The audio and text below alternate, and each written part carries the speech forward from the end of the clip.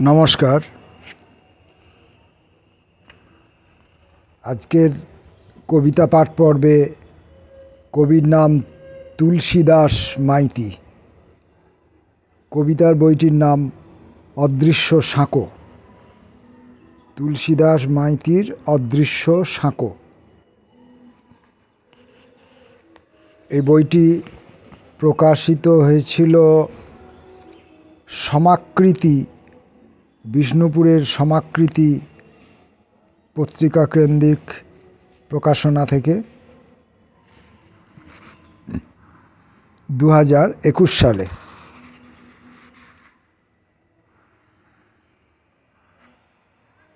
প্রচ্ছদ শিল্পীর নাম অভিশ্রুত মাইতি।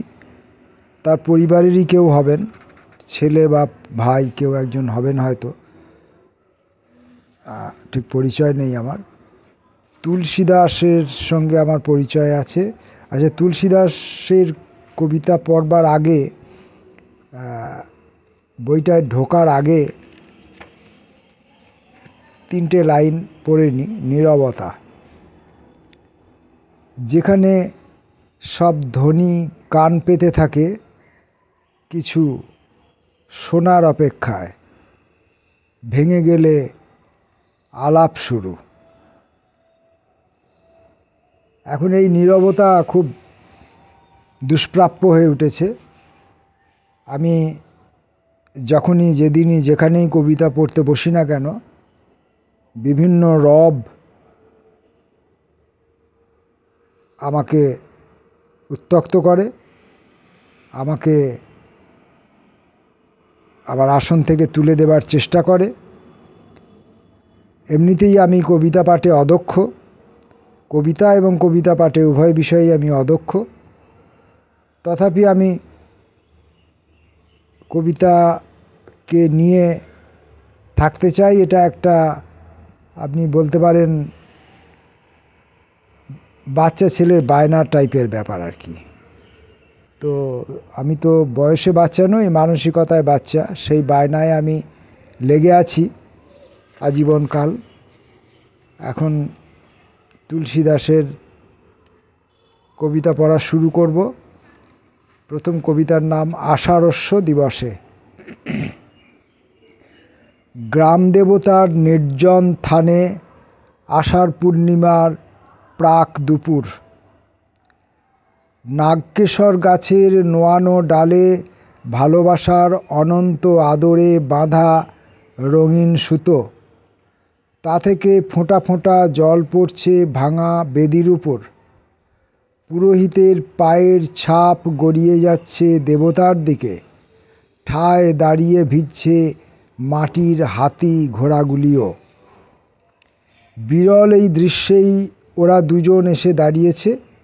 যুবকটি অপলক তাকিয়ে আছে দুরন্ত অশ্বের গ্রীবার দিকে। বেলপাতা আর তেলে ভেজা সিঁদুরের দাগ লেগে আছে লাগামের ওপর।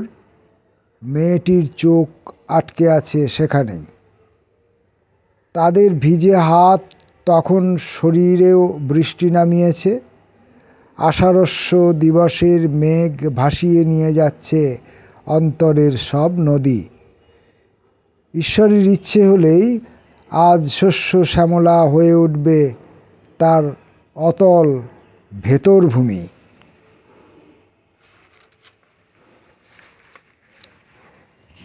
বইটির নাম অদৃশ্য সাঁকো, আর এখন যে কবিতাটি পড়ব তারও নাম অদৃশ্য সাঁকো। সেতু না হোক, অন্তত একটা সাঁকো চাই। পূর্বপুরুষের এ চাওয়ার কথা জানে সমস্ত গাঁ।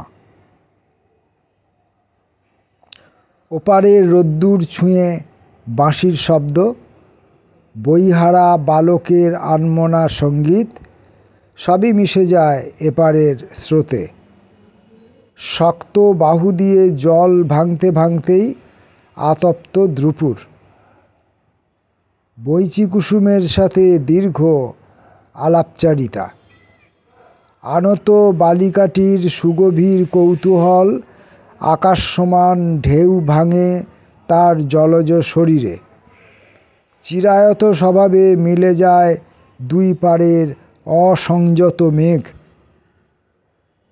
আর ঝড়ের পূর্বাভাস। উপত্যকা জুড়ে গড়ে ওঠে অদৃশ্য সাঁকো।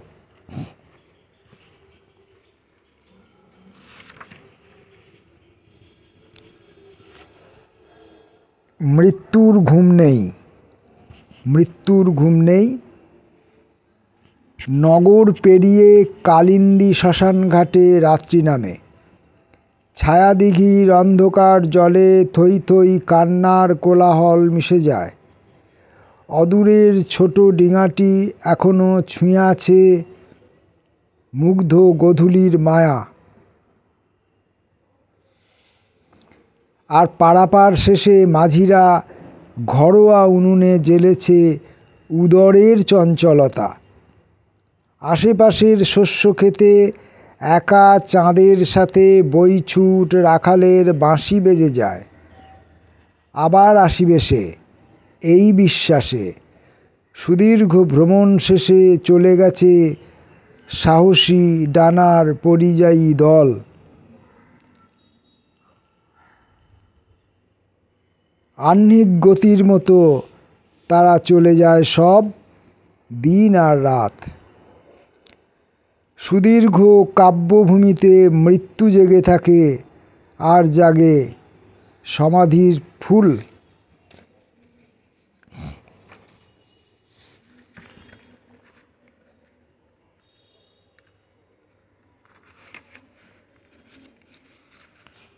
নিভৃত অভিমান। ঝরা পাতার অরণ্যে বসন্তবতী বৃক্ষ তার প্রান্ত বেলা লুকিয়ে রাখে নিঃশব্দ ছায়ায় গভীরে। ঝরা পাতার অরণ্যে বসন্তবতী বৃক্ষ তার প্রান্ত বেলা লুকিয়ে রাখে নিঃশব্দ ছায়ার গভীরে। গোধূলি গ্রামের নিসর্গ নারীর অন্ধকারে মিলিয়ে যাওয়ার মতো কৃষ্ণ নিবিড় সেই রহস্য অবসান। বাঁশি না বাজলেও অজস্র রঙের স্মৃতির আলাপে পিছুটান। ক্ষয়ে যাওয়া দিনের রৌদ্র ও রং বিলাসী সংলাপে আকাঙ্ক্ষা তার মরা ছায়াদের পাশে ফিরে ফিরে আসে। নিজেকেই ফেলে রেখে যায় নিভৃত অভিমানে। পড়ছিলাম তুলসীদাস মাইতির অদৃশ্য সাঁকো। এবারের কবিতার নাম ছোবল। অন্তর বেয়ে উঠে এলো একটা আস্ত সাপ, নকশিকাঁতার রঙে ভরে দিল পৃথিবী। বসন্ত গোধূলির নিসর্গ নারীর মতো তার উড়ো চুলে ডুবে গেল সব বাতি। অন্ধকারের এই আলোয় যেই তাকে স্পর্শ করতে গেলাম, অমনি সে একটা কুচকুচে নীল রহস্য জড়িয়ে চলে গেল নির্বিকার। তবে আবার সে ফিরে এলো। হঠাৎই তার অতৃপ্ত বৃত্তে পরিধি বাড়িয়ে সোজা ঢুকে পড়ল অতল বুকে। ওলটপালট করে দিল অলিন্দের সবটুকু আশ্রয়। অদৃশ্য সর্বনাশের ছায়ায় এখন শুধুই ছোবলের শব্দ শুনতে পাই।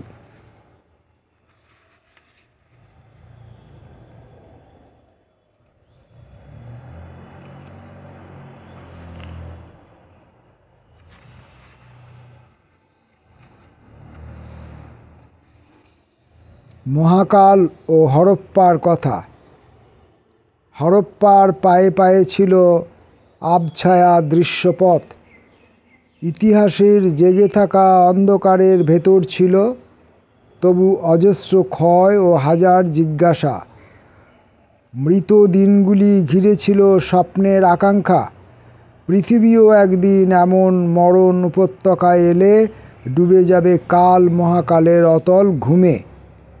তবুও তো বাসনা তার মরা ছায়াদের পাশে পাশে থাকে। বসন্ত বাতাসের দিনে প্রাচীন পাতাটির মতো আকাশের দিকে চেয়ে। অনন্ত জীবন মৃত্যু মাঝে বাঁচে ইতিহাস। বাঁচে প্রাণ হরপ্পার জলাধার, তার অযত্ন লালিত প্রত্ন শরীর। অবৈধ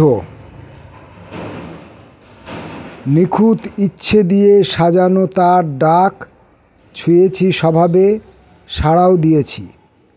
সহজ এই উল্লাসে আগুন কেমন পোড়াতে থাকে, আঁচ পাওয়ার আগেই টানাপোড়েন নয়, এক নির্বিকার পলায়ন। বিচ্ছেদের ছায়ায় কাছে চলে আসার ক্লান্ত নিবিড় টান, তবু রেখে যায় অজস্র ছাই। বেগহীন প্রেম আর ঘৃণাহীনতার বয়ে চলা সংলেপ। যখন ঘুমোতে যাই, যদি আর ঘুম না ভাঙে, ঘুমাতে যাওয়ার আগে এই কথাটি প্রতি রাতে ভাবি। ভাবতে ভাবতেই ঘুমিয়ে যাই, তারপর ঘুম ভেঙে উঠে প্রিয় মুখ দেখে সব ভুলে যাই। এভাবেই প্রতি রাতে আত্মমগ্ন অন্ধকার নিঃশব্দে কেলে বেড়ায় অর্ধশক্ত শরীরে। ব্যাককেলে দেয়াল ঘড়িতে মহাকালের গান বেজে চলে। বুকের অন্ধকারে তখন দূরতর নদী পার ভাঙে ছলাচ্ছল জলে। বুঝি কেউ যেন যুদ্ধ করে আমার হয়ে, আমার অচেনা কেউ। কোথায় তার বাস জানি না, কিন্তু সে কাছেই থাকে, আমায় জাগিয়ে রাখে সুদীর্ঘ রেখায়। আমার নিভৃত ঘুমের সময় সে কি শুধুই বিভ্রমের ছায়া?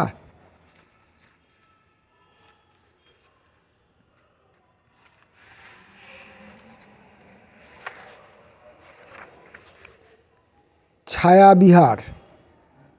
ছায়াটির কাছে বসি, কথা বলি বৃক্ষটির সাথে। নদীটিও সঙ্গী হয়, ভেসে যায় মুহূর্তগুলি একাকী সঙ্গীতের ঢেউয়ে। নদী বৃক্ষ সঙ্গীত নারীর মতোই, আসা যাওয়া মুখোমুখি ছায়াবিহার। মন্থন। টানাটানি আর টানাপোড়েনের মন্থন চলে একটানা। গরলে ভিজে যায় মাটি, পুড়ে যায় রোদ, অন্ধকার এসে দাঁড়ায় নিরাকার পথে। ঘুমের ভেতর অতল মৃত্যুর রাত কাকে বাঁচায়? টুপটুপ শিশির জমে ঝরে যাওয়া প্রাণের মতোই। শোকে আর উল্লাসে ধারাপাত পড়ে কারা? দূর পড়েছিলাম, সেখান থেকে আবার পিছন দিকে পিছিয়ে গিয়ে 33 পাতায় যাব। সেখানে পরকীয়া বর্ষা। পরকীয়া বর্ষা আকাশ লুকিয়ে রাখে। নৈঋত বায়ু ও অসংযত মেঘ যে দৃশ্য আঁকে, সামনে তার ধূসর দেওয়াল, আর অন্তরালে রোদের আশ্রয়। নিষেধের কালরাত্রি শেষে ক্ষেতের নরম আলে অম্বুবাচীর ভিজে বতর। নল সংক্রান্তির ঘুমহীন রাত পেরিয়ে বৃহিভূমির গর্ভধারণ। পরকীয়া শেষে জোছনা আর ফসল উৎসব। এবং 63 পাতার এই কবিতাটি দিয়ে আজকের কবিতা পড়া শেষ করব। 22শে শ্রাবণ। এক জীবন কবিতা ফেলে তুমি ভিজছ, নির্বিকার বর্ষারাত্রির মতো বয়ে যাচ্ছে একা নদী। অবলীলায় ভিজছে তোমার বৃষ্টির গান। ছাতাটি ছাতিমের ছায়াটিও গেছো ফেলে। শ্রাবণ পথিক, বর্ষা মঙ্গল শোনাবে না? পড়লাম তুলসীদাস মাইতির অদৃশ্য সাঁকো। এই বইটি থেকে কয়েকটি মাত্র কবিতা পড়েছি, কিন্তু এই কবিতাগুলি পড়াকালে বারবার আমাকে ভিডিওগুলো পজ করে দিতে হয়েছে, কিছুক্ষণ অপেক্ষা করতে হয়েছে। বাইরে গাড়ি যাতায়াতের শব্দ, অবাঞ্ছিত শব্দ, প্রচণ্ড তীব্র শব্দ আমার কবিতাকে এফেক্ট করবে। আমার গলার তীক্ষ্ণতা, আমার গলার গাম্ভীর্য, আমার গলার স্পষ্টতা যতটা তার থেকে অনেক বেশি স্পষ্টতা, তীক্ষ্ণতা, গাম্ভীর্য, মাধুর্য যাই বলুন না কেন আমাদের এই কবিতা পাঠের ক্লাসে আসা বাইরের অবাঞ্ছিত শব্দগুলির। তারা বারবার আমাদেরকে কবিতার পাঠ তুলে রাখতে বলে, আর আমাদের নাছোড় মনোবৃত্তি, আমরা কবিতার সঙ্গে লেগে থাকতে চাই। এই তুলসী দাসের কবিতাগুলি পড়তে গিয়ে এরকম 4-5বার ব্যাঘাত সৃষ্টি হলো, কয়েকবার ডিলিট করলাম, কয়েকবার পজ করলাম। এইভাবে তুলসী দাসের অদৃশ্য সাঁকোটি দৃশ্যমান হলো।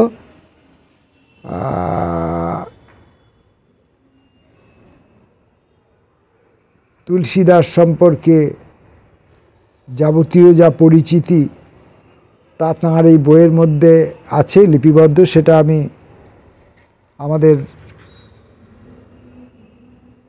এই কবিতা পাঠের শেষে সেটা আমি আপনাদের সামনে ডিসপ্লে করব। বইটি বেশ সুন্দর, সুনির্মিত, সমাকৃতির বই, দৃষ্টিনন্দন, দৃষ্টিশোভন, চোখে প্রীতি দেয়, ভিতরে ছাপাও পরিষ্কার পরিচ্ছন্ন এবং কবির ভাষার মধ্যেও বেশ আত্মশাসন, উষ্ণতা, সংক্ষিপ্ততা এবং একটা পরিচিত রহস্যের ঘ্রাণ কবিতার মধ্যে রয়েছে। নমস্কার।